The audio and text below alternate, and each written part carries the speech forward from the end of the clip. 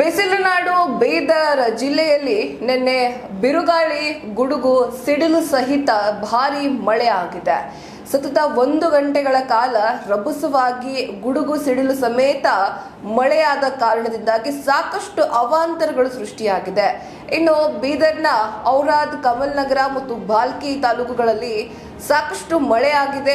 ಸಾಯಂಕಾಲದ ಹೊತ್ತು 1 ಗಂಟೆಗಳ ಕಾಲ ಸತತವಾಗಿ 1 ಗಂಟೆಗಳ ಕಾಲ ಭಾರಿ ಮಳೆ ಆಗಿರುವಂತದ್ದು. ಇನ್ನು ಕೇವಲ 1 ಗಂಟೆ ಮಳೆಯಾದ್ರೂ ಕೂಡ ಅದರಲ್ಲಿ ಸಾಕಷ್ಟು ಅವಾಂತರಗಳನ್ನು ಸೃಷ್ಟಿ ಮಾಡಿತ್ತು.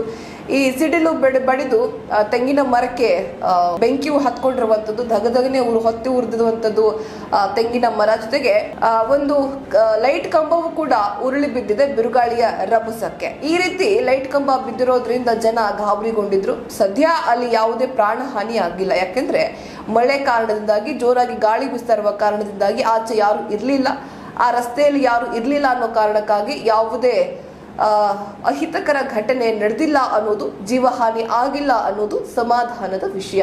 ಏನೇ ಇರಲಿ, ಬಿಸಿಲಿನ ಒಂದು ಚುರುಕಿನಿಂದ ತುಂಬಾ ಒದ್ದಾಡ್ತಾ ಇದ್ದಂತಹ ಜನರಿಗೆ ಆ 1 ಗಂಟೆಯ ಮಳೆ ಸಾಕಷ್ಟು ತಂಪೆರೆದಿದೆ.